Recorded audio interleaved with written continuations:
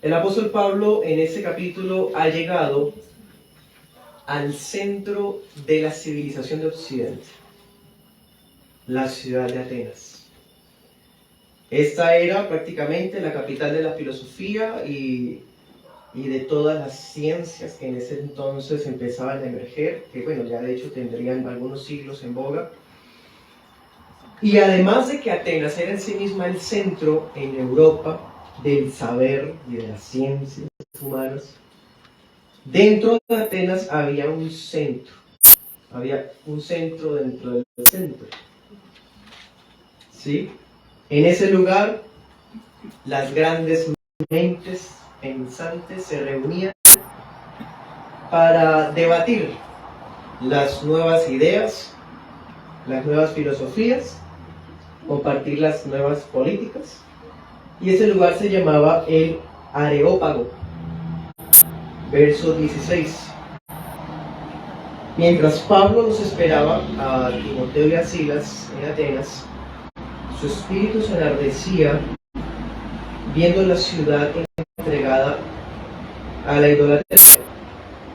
¿Sí? Allí, dice, discutía en la sinagoga con los judíos. O sea, él no llegó directamente al Areópago, sino llegó a la sinagoga, ¿cierto? Pero fue tan llamativa la enseñanza que daba, que ahorita vamos a estar viendo que tuvieron que llevarlo al Areópago para compartir. Una vez una persona se parara en el Areópago, por más grande orador que fuera, era puesto a prueba en su manejo del público, en la cantidad de seguidores que lograra hacer, en fin. Precisamente por eso es que apenas se dan cuenta que Pablo trae un mensaje innovador, se adelantan a llevarlo allí al Areópago. Versículo 19. De hecho nos dice, lo tomaron y lo trajeron. Diríamos por acá, lo llevaron de la mano. Muéstranos, queremos saber. Versículo 20, la razón de esta solicitud de ellos, ¿qué? Era saber más acerca de lo que para ellos era una nueva enseñanza. Prácticamente algo nuevo, innovador, una enseñanza distinta. Vamos a estar estudiando este texto en 2 puntos. El primer punto vamos a titularlo así: adoradores de lo nuevo. Y en un segundo punto vamos a ver la finalidad de la teología. Espero en el Señor poder brindar una enseñanza que introduzca a todo lo que vamos a recibir en estos días de sano y retiro de cada una de las iglesias acá reunidas para la edificación unánimes. Comencemos, primer punto, versículo 21.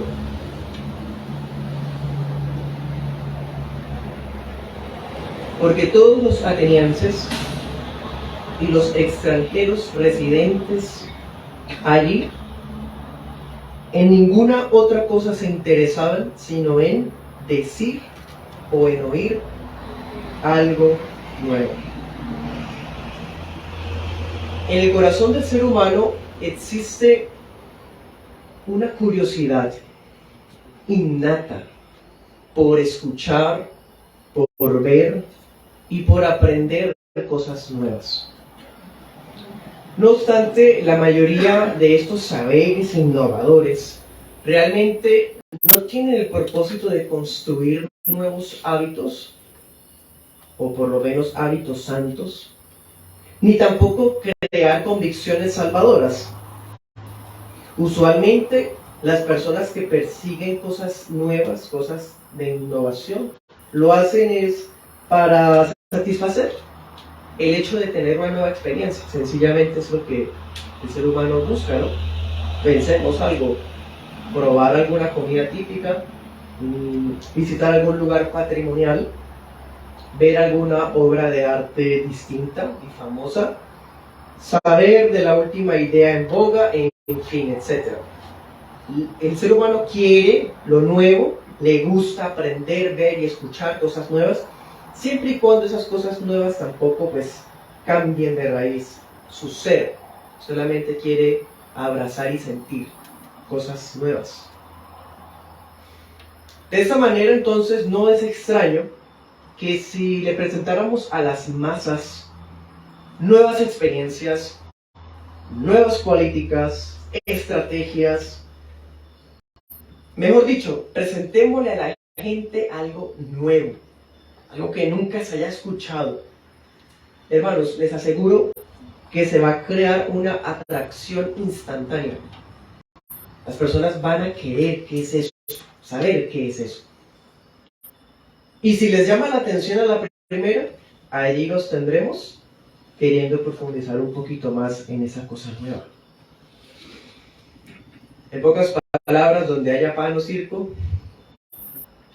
o mensajes de prosperidad, mensajes de motivación personal, donde haya doctrinas de milagros, o misticismo, o donde haya técnicas para hallar pareja,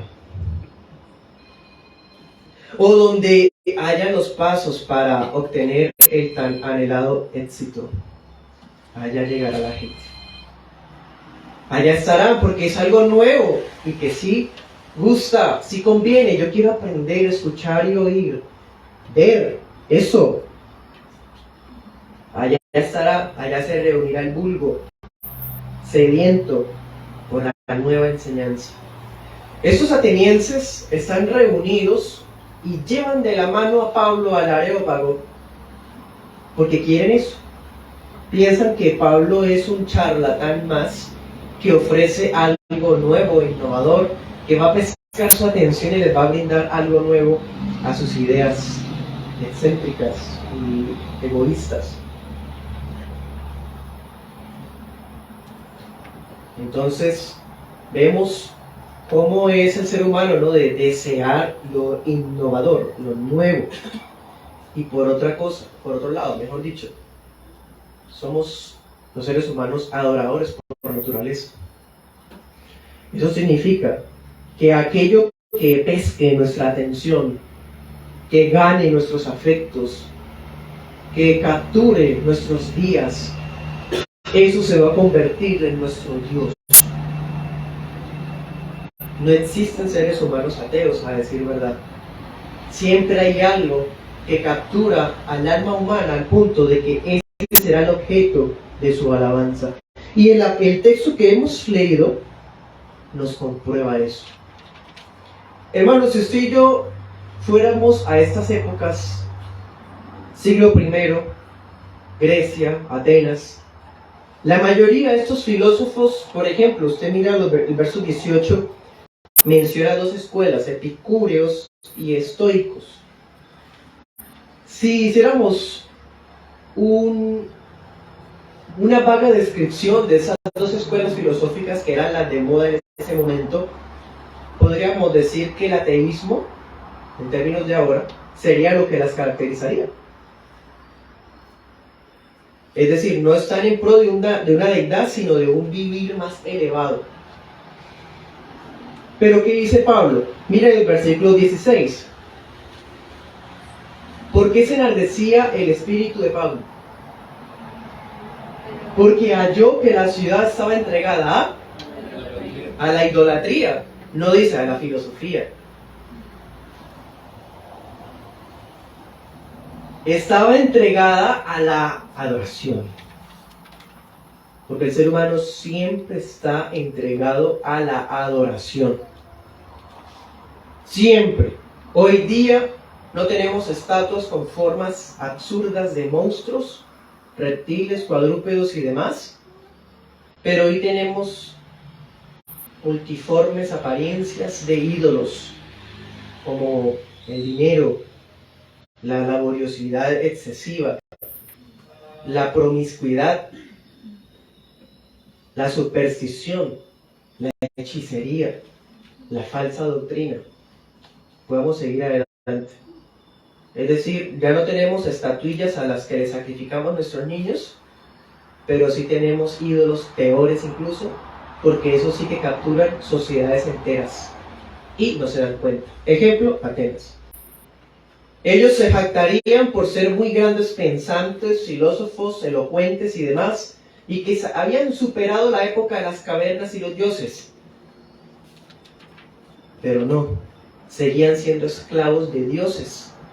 Lo que pasa es que los dioses con D minúscula, que se disfrazan de intelecto, son los peores. Los dioses que se disfrazan de oratoria y de ciencia son los peores de los dioses paganos que existen y que todavía el ser humano está adorando. El apóstol Pablo, o aquí en cuanto a Lucas, que es el que narra esta historia, nos está mostrando que el ser humano puede ser muy practicante de filosofías, incluso de religiosidad. De hecho, Pablo no cae a eso. ¿Ustedes se acuerdan? Versículo 22. De hecho, es lo primero que él dice, ¿no? Atenienses, en todo observo que son muy religiosos. Porque por otro lado, es posible también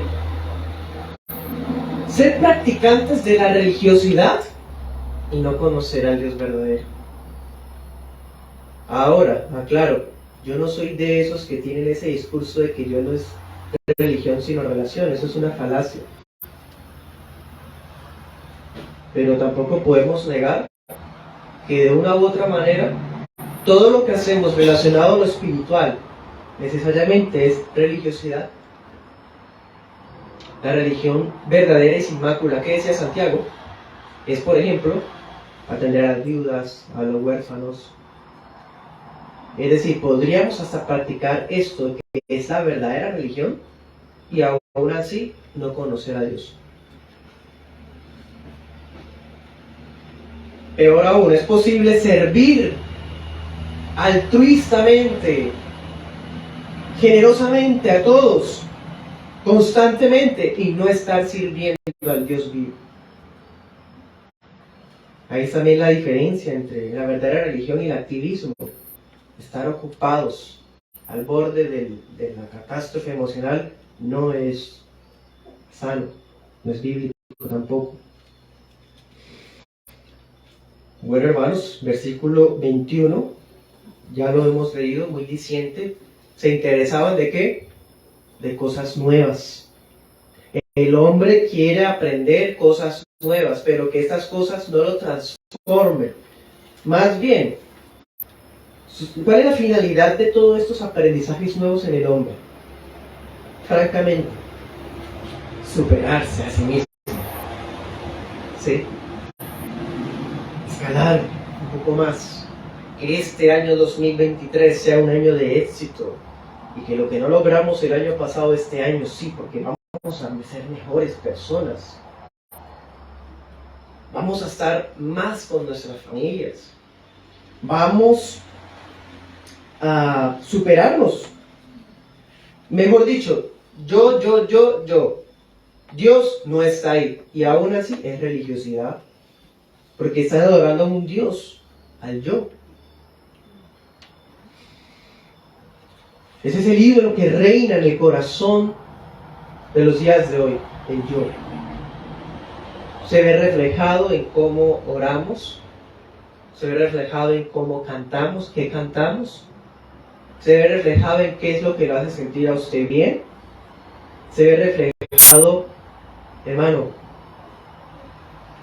en el día a día. ¿Qué pasaría si este falso Dios, el yo, le promete a cada cual lo que anhela su corazón? Pasaría como acá. Queremos escuchar eso. Díganos lo que queremos escuchar. Y entonces se cumple la palabra que dice que reunirán conforme a sus concupiscencias falsos maestros que les digan lo que quieren escuchar, porque la sana doctrina da piquiña.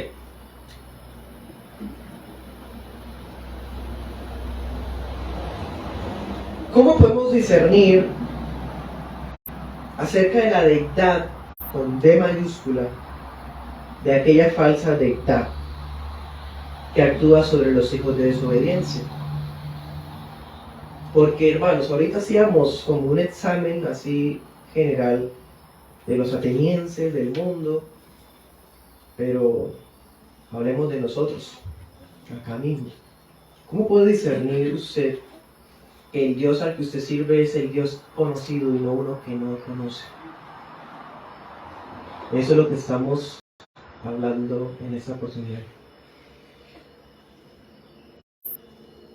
Versículo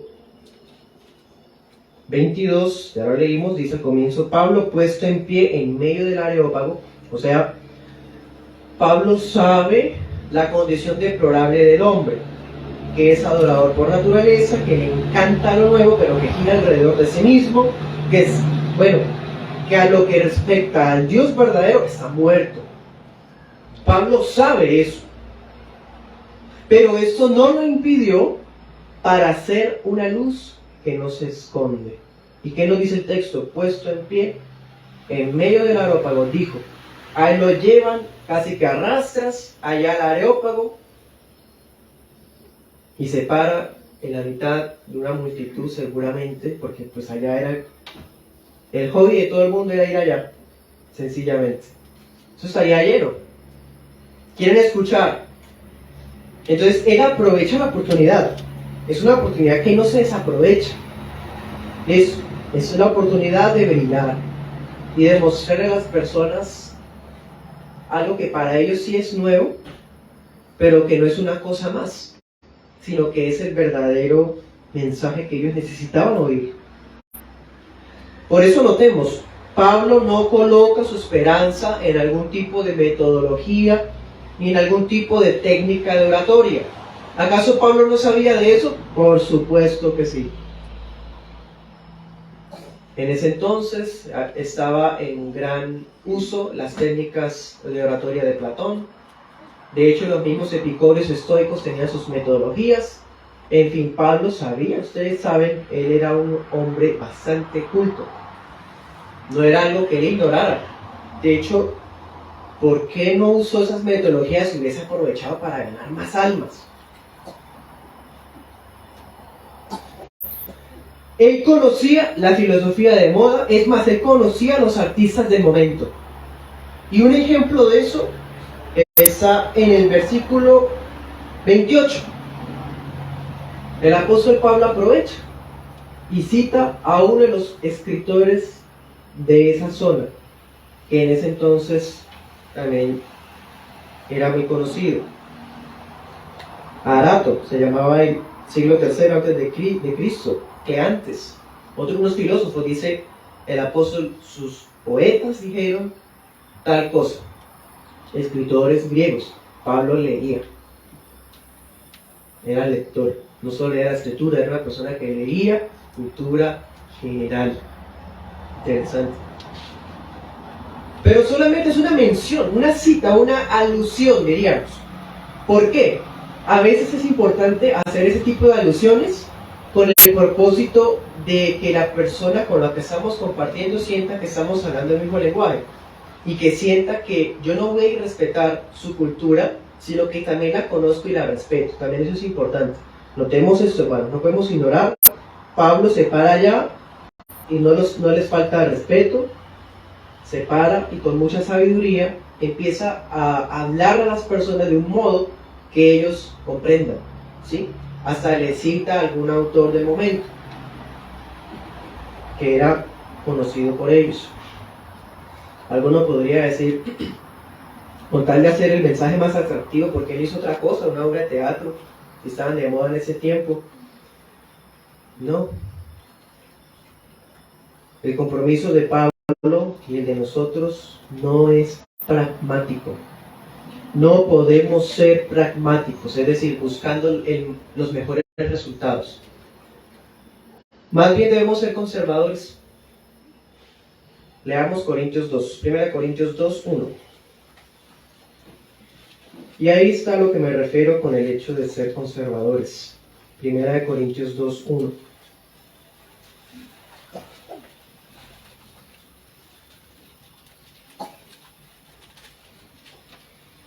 Y también aquí se explica por qué Pablo no utilizó alguna estrategia o no empleó alguna técnica de oratoria que fuera la más usada, porque eso es lo que atraía a masas. Dice, estoy usando la Reina Valera 95.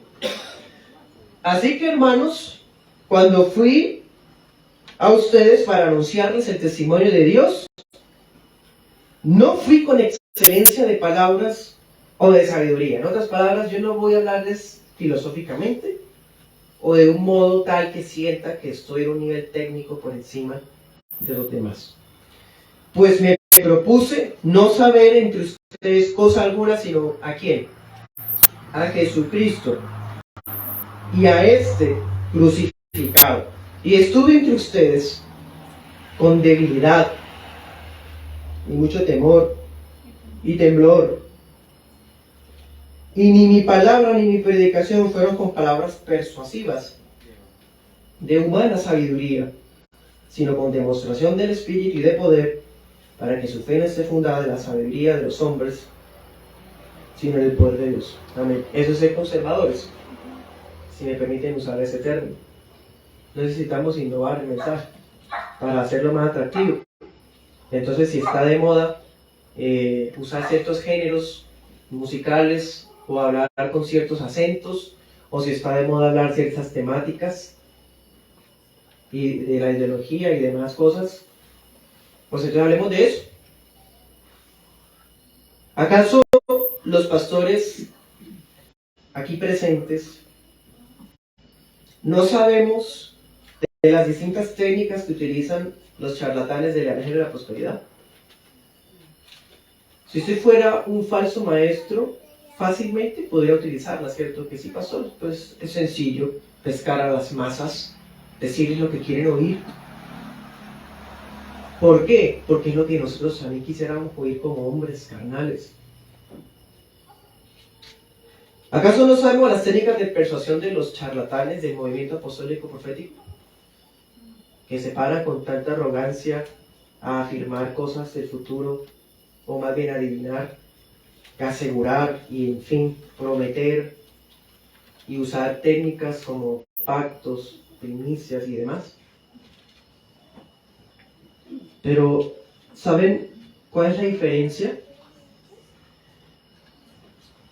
Que hay algo que nos distingue, que para nosotros brilla más que 1000 soles, que es incomparable, que cuando lo comparamos con la filosofía del mundo, las técnicas del marketing, del liderazgo y todo eso, es basura, pasajera, absurda. Tenemos la cruz del Evangelio. Esa cruz fue la que nos cautivó, la que nos quitó el pecado de nuestros hombros, y ahora le rogamos a las personas que se reconcilien con Dios.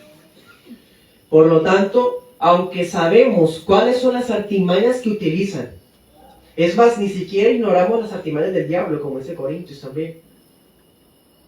No vamos a utilizarlas, vamos a rebajarnos con tal de tener resultados. No somos pragmáticos. Solo Cristo. Eso será nuestro tema. Solo a Dios la gloria, basado en la Escritura, hablando un mensaje que es solo por gracia y que se centra en solo por la fe. Ese será nuestro mensaje. No es de moda, no está de moda, no genera resultados esperados humanamente. Pero es que a nosotros no nos importa. A mí no me importan los resultados, hermanos. Es más, de hecho, cada vez que dejamos que el desánimo llegue a nuestra vida, es porque olvidamos que ese no es nuestro propósito. Nuestro propósito no es el número, no son los resultados, es llevar un mensaje sano y fidedigno, ¿sí? Conservador, al pueblo de Dios. Bueno, pero entonces, que eso es una de las cuestiones que a uno se le acercan a preguntar a aquellos que quieren hacer preguntas a veces capciosas, ¿no? Si ustedes hablan la sana doctrina y todo es bíblicamente, ¿por qué entonces no tienen los resultados que tiene tal lugar que está ubicado en Bogotá, que reúne muchísima gente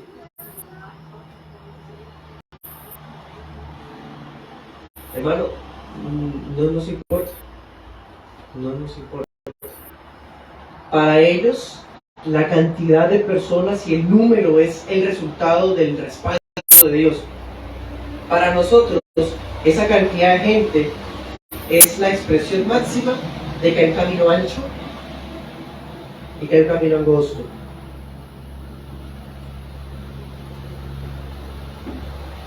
¿Sabemos de las técnicas de ellos? Sí. ¿Sabemos de que podríamos tener más resultados si pudiéramos a otras cosas? Sí. Pero otra vez, no nos importa. No lo queremos. No tenemos derecho a extender la mano y tampoco nos interesa. Hemos sido capturados por una gracia que ha sido irresistible, hermanos. Y aunque la gente adora lo nuevo, nosotros no vamos a darle algo nuevo. Nosotros vamos a darle a aquel que está desde la eternidad. Pablo apeló a lo que quedaba de conciencia en estos atenienses. Volvamos al texto principal, Hechos 17. Veo que ustedes son muy religiosos. Vi sus santuarios. Es más, encontré un altar que decía al Dios no conocido. Imagínense eso, hermano. Eran tan religiosos que hasta le habían dedicado un altar a un espacio vacío. O sea, del montón de dioses que tenían, por si se nos pasó por alto uno, aquí tenemos un altar para eso. Pablo aprovecha eso y dice, ese Dios que ustedes todavía no conocen es el que yo les voy a hablar. ¿Ven cómo es, hermano? O sea, estando aquí entre nosotros, puedo hablar términos así un poco fuertes, pero estando allá, llevando el mensaje allá a ellos, ¿cómo seremos? Como Pablo, con respeto. No hizo gritos odiosos, no andó gritando. Pablo fue bastante versado. Elogió su arte, elogió su arquitectura, en pocas palabras, pero les hizo ver lo que la gente no quiere aceptar. El mundo quiere huir de una realidad, de la realidad de lo espiritual. Que las cosas religiosas son cosas que superaron. No. Pablo, por más de que es respetuoso y les habla en sus términos, les quiere mostrar que las obras de ellos eran religiosas en esencia. Se los dice directamente. El problema es que esa religiosidad no tenía norte, no tenía sentido. Miremos alrededor, hermanos, en nuestro siglo XXI. Miremos los medios, nuestros municipios, nuestras ciudades.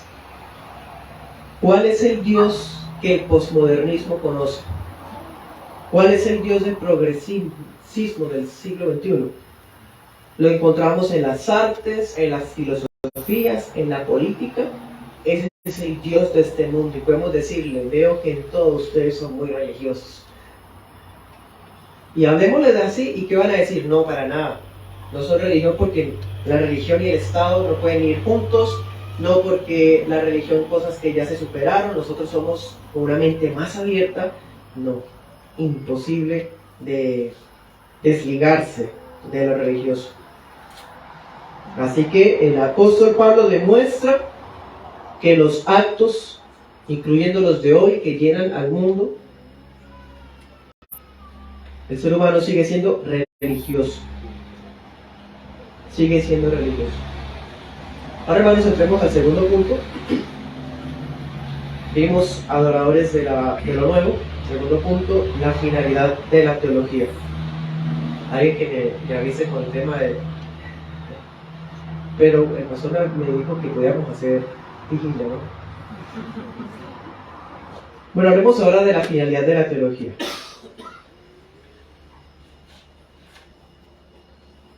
Hermanos, la verdad y la ortodoxia, la enseñanza bíblica y la teología, todo esto no son fines en sí mismos.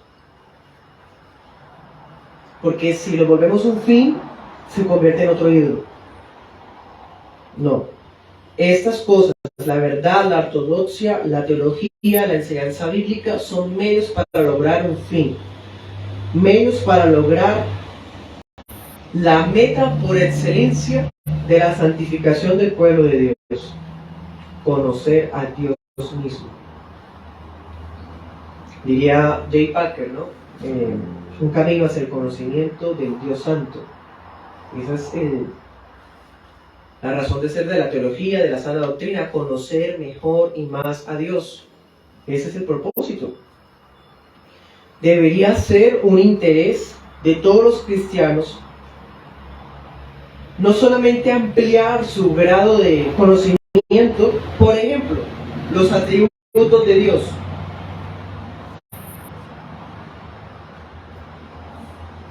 Sino conocer al Dios vivo que exhibe esos atributos con perfección esplendorosa. Dios mismo en Cristo Jesús es el tema de estudio de nuestras iglesias. Dios mismo en Cristo Jesús es el tema de aplicación en nuestras iglesias, de nuestros devocionales individuales, de nuestros devocionales familiares, de lo que leemos también. Y saben, esto no es un emprendimiento que hagamos solos. Dios no solamente se revela al hombre mostrándole sus perfecciones eternas, sino que también lo acompaña en el estudio de ellas. ¿Se dan cuenta de esa gracia tan impresionante?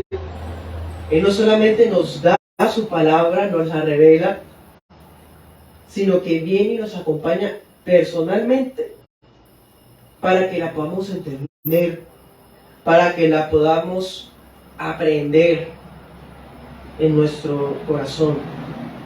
Él es nuestro ayudador en esta sublime empresa de la verdad del Evangelio. Él es nuestro maestro, nuestra luz. Esa es la finalidad de toda revelación.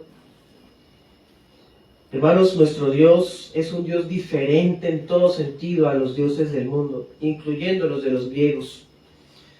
La Biblia dice que nuestro Dios es uno que hace según el consejo de su voluntad. La Biblia dice que ese Dios es autor y sustentador de todas las cosas. La Biblia nos dice que Él es gobernante incluso del destino de los individuos y de naciones enteras. Y en esa misma Biblia, la palabra enseña que es únicamente por fe que se puede aceptar esa revelación divina. Porque nuevamente no es mero conocimiento, no es una escuela más. El cristianismo es una religión más. Una falacia que utilizan mucho. Bueno, ¿y cómo puedo saber que entre todas las religiones que hay, la suya sí es la verdadera? Ahí parten de una falsa premisa. ¿Cuál es la falsa premisa? Que todas son iguales. Ya desde ahí están. No hay comparación. El cristianismo es la única religión que ofrece salvación por gracia. Bueno, no la ofrece, Dios la ofreció primero. Eso es único, no existe otra religión que haga eso. En pocas palabras, Dios no da a conocer su ser y sus atributos para enseñarle ciencia a los hombres, sino para llevarlos a un conocimiento salvador de Él mismo. Eso es lo que Pablo quería darle a conocer a los atenienses. Más valioso que toda la filosofía de los griegos que haya habido. Hermanos, vamos a Romanos 1.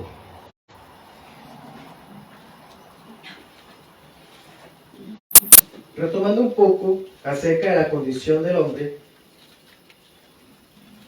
a pesar de que creemos que está muerto en sus delitos y pecados, con todo, la Biblia le otorga una responsabilidad. Leámoslo en estos términos. 1:19. Lo que de Dios se conoce, les es manifiesto. Pablo está hablando acá de la gente del mundo.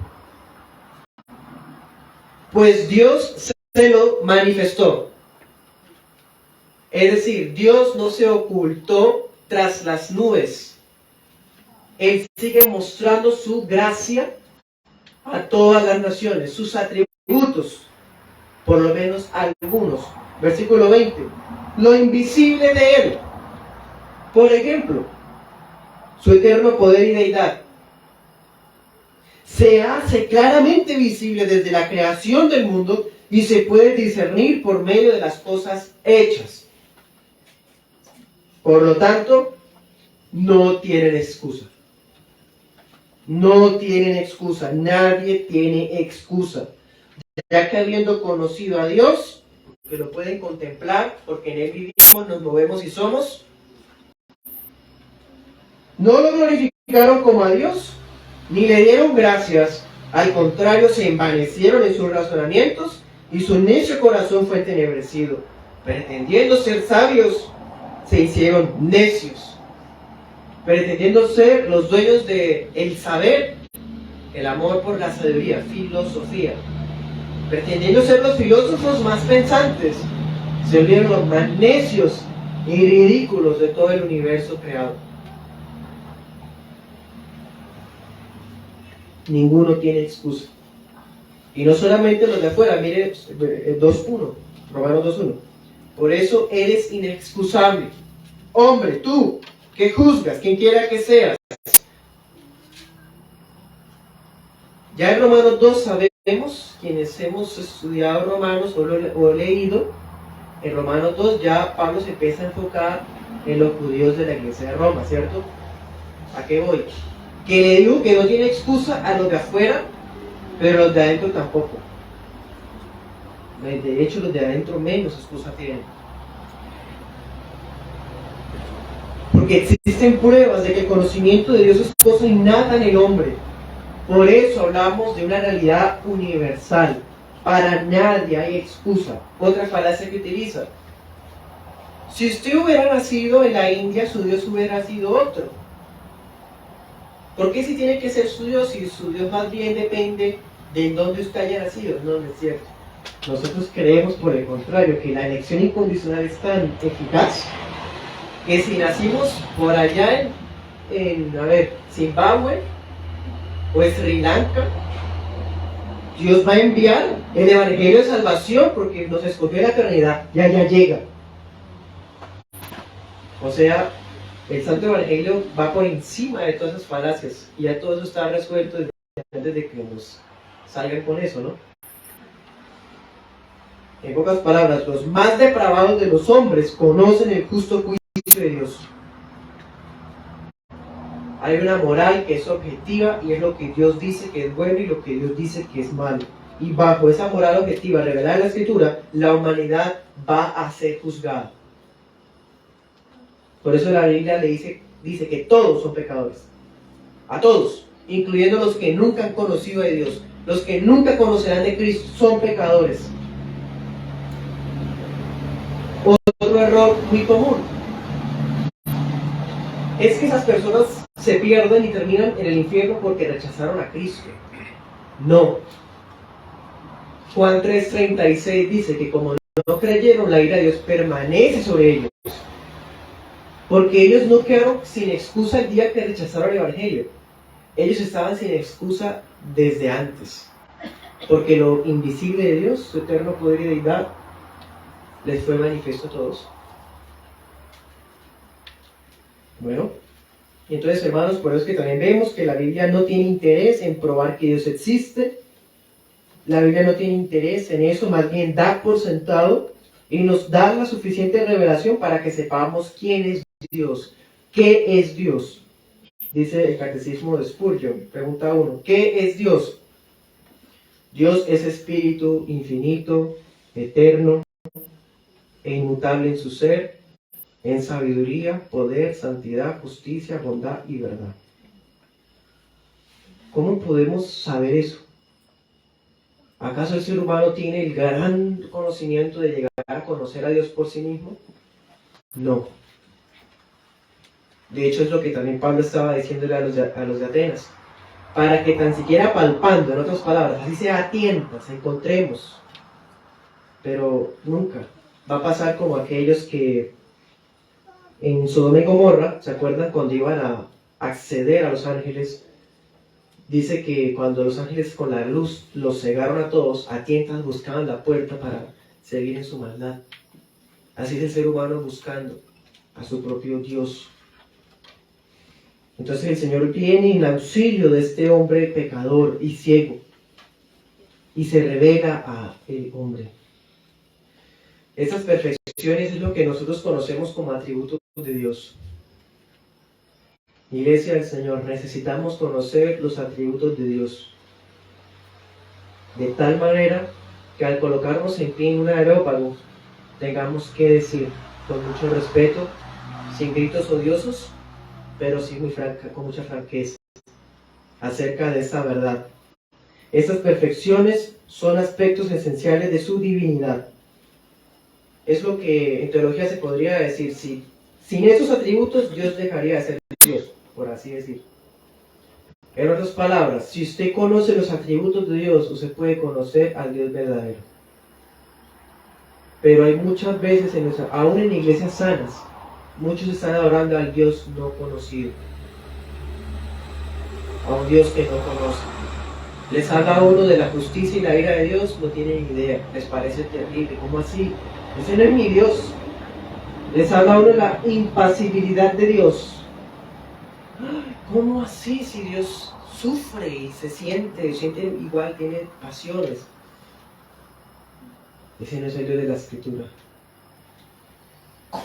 Necesitamos conocer los atributos de Dios, no sea que estemos adorando o sirviendo al Dios no conocido. Esas personas adoraban a un Dios que era nuevo para ellos, los atenienses querían algo nuevo. No vamos a darle nada nuevo, vamos a darle el mensaje que siempre ha sido. Como decía el apóstol Juan, lo que era, lo que es lo que les hablamos, lo que hemos visto y oído, es eso. No hablamos una cosa distinta. No pretendemos atrapar a las personas con elocuencia. Bueno, en cuanto a los atributos, generalmente se distribuyen en dos. La teología sistemática reformada históricamente ha distribuido en atributos incomunicables y atributos comunicables. Los incomunicables son los que Dios no comparte con la criatura. Por ejemplo, Dios es omnipresente, omnisciente. Nadie más lo es, ni siquiera Satanás.